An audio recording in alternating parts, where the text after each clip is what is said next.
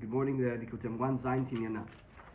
So John just told us a story how in his business he found himself confronted with an employee which was doing something maybe not right, and the original reaction would have been to give him, and in the end he ended up being compassionate and merciful, and came out something good from it.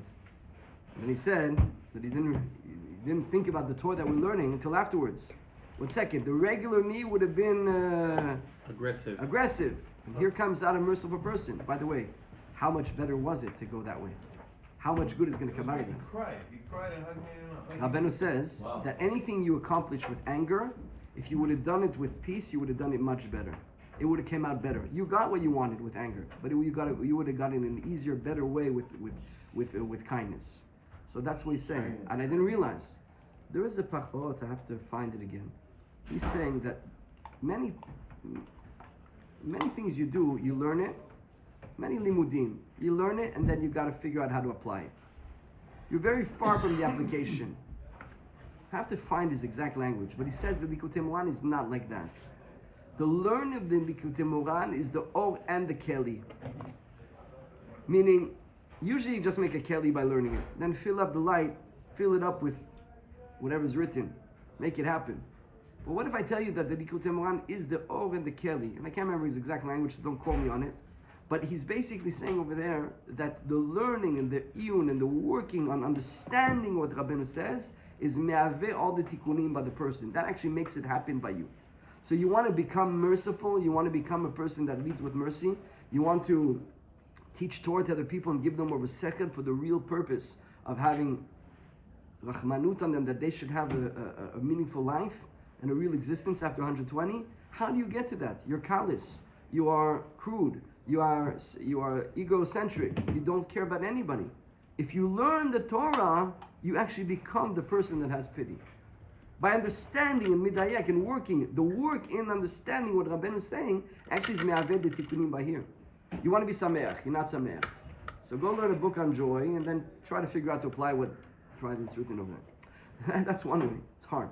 But if you learn what Rabbeinu says on simcha, where the place that Rabbeinu brought the Torah from is actually the or and the keli together.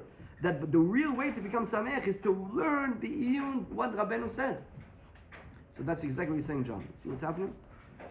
It's exactly what you're saying. That's exactly what we're looking for. Yeah. Okay, where are we holding? We are in Ot, at the end of Ot Vav. Always to go back, the leader has to have mercy. The mercy is to save people from sin. To save people from sin is by praying for them and teaching them. When you teach somebody, they become your student, they Talmud, and they're continuing your job after 120 years. And you continue to get the benefits and dividends and royalties on what they're doing. And when you teach, you get a new download. You empty out what you know, you get new information. Makif. Now what about if you're the tzaddik ador? So what makif are you getting? We said yesterday, you're getting a makif of olam haba, which all this world is finite and that world is infinite. So the time of this world doesn't exist there. So if you want to have these musagim, this knowledge in this world, you can almost never even give it over because there's not enough time in this world to give it over. Like I told you that the Arizal slept, and Reb Chaim Vitel asked him what he was doing, his lips were mumbling, and he told him that I was learning in the Yeshiva of Heaven. And he told him, can you teach me what you learned? He said it would take 70 years. Because there, what you get in 1 second, a dream, when you dream, it's 15 seconds, but it could be a year. So how can I teach you how can I teach you what I got there in 15 seconds and 20-minute nap? There's a Gemara that says that David HaMelech learned in one night what it would take a Talmid Chacham 70 years to learn. How? Because if David HaMelech is going and learning there, so the time here is not the same at all. Once you're privy to those hasagot, so you're tapping into what's called Marav Tufra Asher Tzafante Lirecha. You're privy now, you have access to the bliss of the next world. We said that the main pleasure of the next world is knowledge. So if you're tapping into that knowledge, you're not tapping into more to a regular limud, which is a limud of Onam Hazeh. You're tapping into a knowledge of the next world, which is a Gan Eden. So you're tapping into that place. Once you've tapped into that place, So you also have a second ma. Ma chamita, ma pishpashta. What do you know? You know nothing. The millionaire feels like he's made it until he meets the millionaire. And the millionaire thinks he made it and still he met the trillionaire. What do you know? What money do you have already? I'm a billionaire. And the trillionaire will say. So what about knowledge? You know the Shas, but do you know the Sod? Do you know Hasagot Erukut from the next world? So the tzaddik has that, gets that, he feels that. Rabbeinu once, after 3 days of Shavuot, where they were awake, Yomam Balayna, I have to find again where it's written, but if I remember well, Rabbi Natan came into Rabbeinu, and Rabbeinu was crying, asking Hashem, how do you become a Yid? How can I be a Jew? How can I be a simple Jew? We saw in Chaim Moharan last week that Rabbeinu's tefillot, remember what they were, his tefillot? He was telling a kid how to pray. And remember, a kid said to Rabbeinu, a youngster, how do I do Itbodut? So he said, you do Itbodut like this. God, please, is this what I came to the world for? To waste my time with these futilities? How do you say? This nonsense? I'm wasting my life with all kinds of narishkeit? That's what I came here? Rabbeinu's telling him, that's how you have to say to Hashem. When they left, they heard Rabbeinu from outside praying the same prayer himself. He was saying, please Hashem, did I come to the world for foolishness and narishkeit? You understand how modest he was and how humble he was? I once went to the Rav Zatzal. We're just starting off over here. Rav, I feel like, it's not enough. He told me too. When I started, I thought it would have done. And then I think to myself, what did I do with my life? The Rav Kenning is telling me, what did I do with my life? If you would have seen him, that's somebody who lived his life well. Rabbi Natan, if you look at the introduction of Anim Netrufa, if you would have known Rabbi Natan, or maybe it's Yemei Moranat, if you would have known Rabbi Natan, what he did in terms of learning, you would think he learns all day. What he did in terms of prayer, you would think that he prayed all day. What he did in terms of writing, you think that he writes all day. In kind of communal work, building the community, speaking to people, you think he does it all day. And he did all of them. He did 5 lifetime works in one lifetime. And Rabbi Natan could pray these types of prayer. God, what's going to be with me? What did I do? How does Rabbeinu pray like that? How does Rabbeinu say, God, they didn't sleep for 3 nights. They were up 3 nights, kimat. They were 2 nights of Shavuot, Chutz La'aretz, 1 night and a second night. And then the 3rd night, Rabbeinu stayed up all night. And I remember there, it could have been a different time, but Rabbeinu was saying, how can I become a Jew? In complete simplicity to God. Please, God, I want to be a simple Yid. How are you saying simple Yid? You fast the whole week. You know the whole Torah at the top of your fingertips. You can make muftim like anything. You're taking Torot from Shamayim.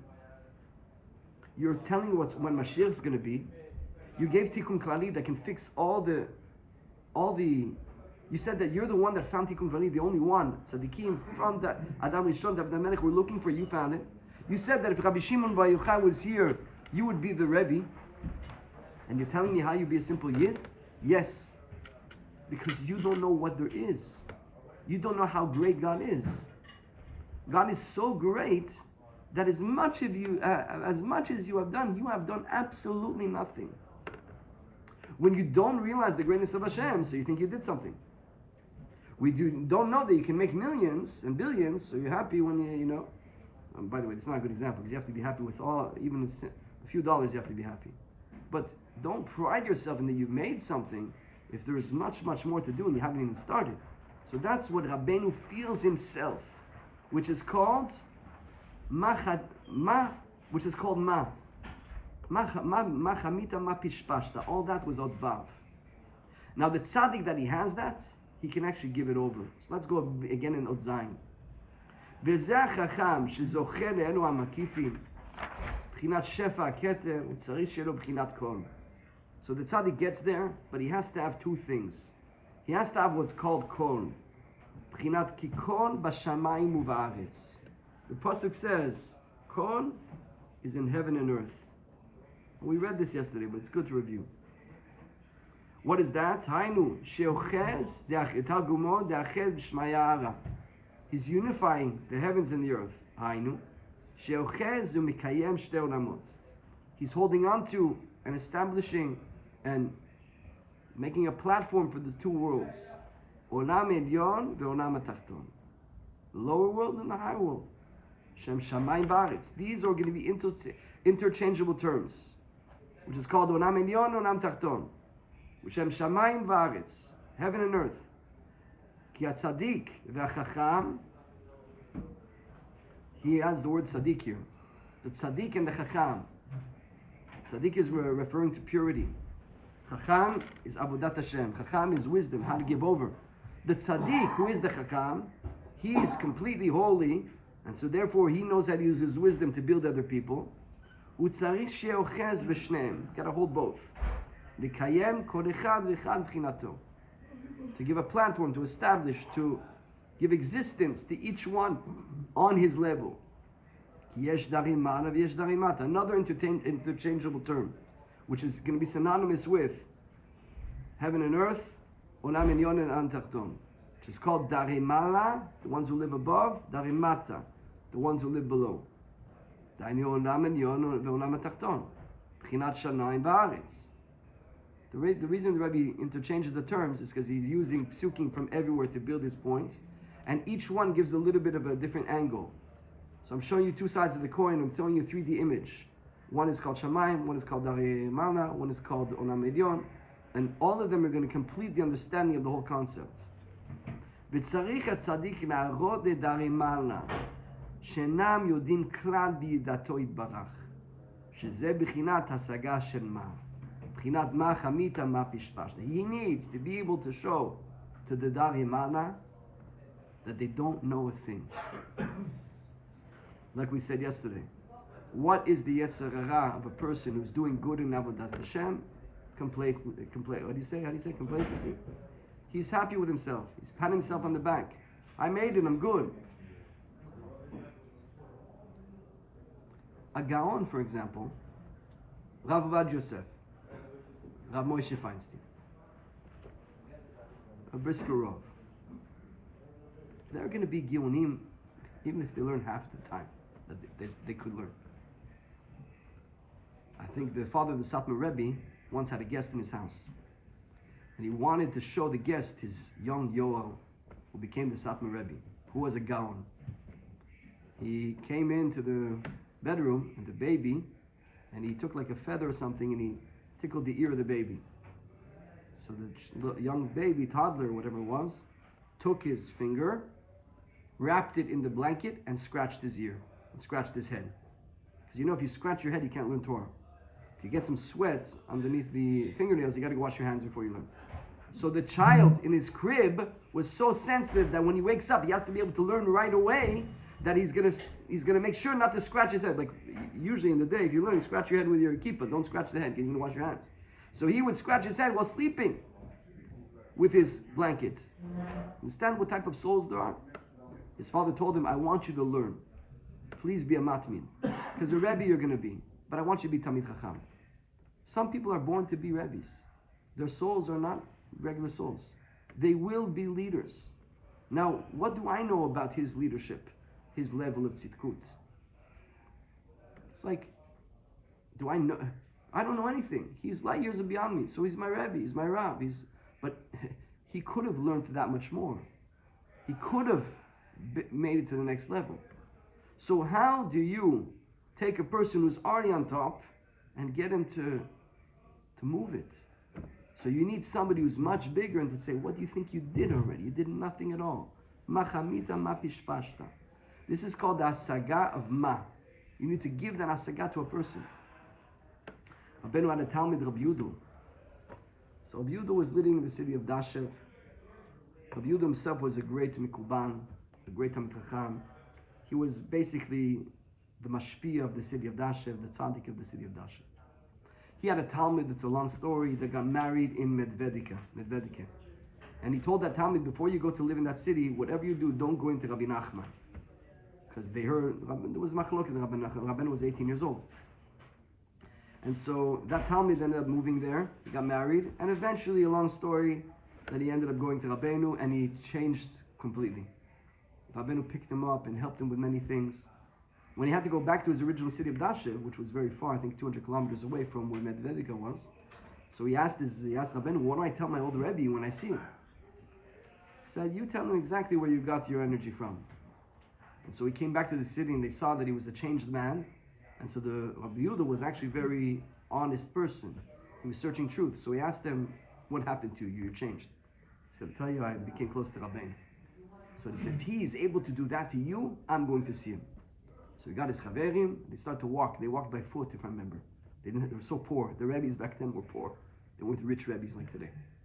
And Rabbeinu says, why? Because in the Gilgul, they were poor, now they can do it rich. It's the same tzaddikim. So he walked to Rabbeinu, and he got into the room of Rabbeinu, and he told Rabbeinu in Yiddish, but in Lashon Kodesh, they write, the Rebbe should teach us the ways of Hashem. That's the way that Gdolim speak to each other. Yorenu Rabbeinu derech Hashem. What is the way to come close to Hashem? Rabbeinu, basically what he did is he took off his veil of holiness. Another place, Rabbeinu says that if I would take off my veil of holiness, you wouldn't be able to come close to my house 4 amot. You would be so scared. Moshe Rabbeinu, when he comes down from the mountain, his face is shining. People were scared to come close to him. He had to put a mask. The tzaddik has that as well, in order to allow you to have some relationship with him, because otherwise you will be petrified. You will shiver. You will not be able to come close to him. So Rabbeinu basically took off his veil of Yirat Shamayim, and he put a pachad on Rabbi Yehuda, that Rabbi Yehuda, to the point, this great Rebbe tzaddik, got so scared he went to the corner, if I remember well, he started to shiver and cry like a child, out of fear of Rabbeinu. And then Rabbeinu was mikarev him, started to smile to him and be nice to him, and then eventually he told him again, he did the same thing again, 3-4 times. And basically what that was, is that Rabbeinu was showing him, what do you know? By the way, from that moment onward, he cleaved to Rabbeinu, became a Talmid Rabbeinu, he moved to live next to Rabbeinu. But Rabbeinu showed him, you're a great Rebbe, but what do you know? He told him, by the way, Ladat Baretz Darkecha, the language he told him there was, you want to know of Hashem when you're still in the mud? Teach us the ways of Hashem. Rabbeinu told him, you want to know Hashem? You're in Tavot. You're in the mud. You haven't even started yet. He showed that to Rabbi Yehuda, the Rebbe, a Gaon, who was Talmid of the Talmid of Magid. So this is the Hasagav Ma. You don't know a thing yet. We'll stop here. Chazak Baruch.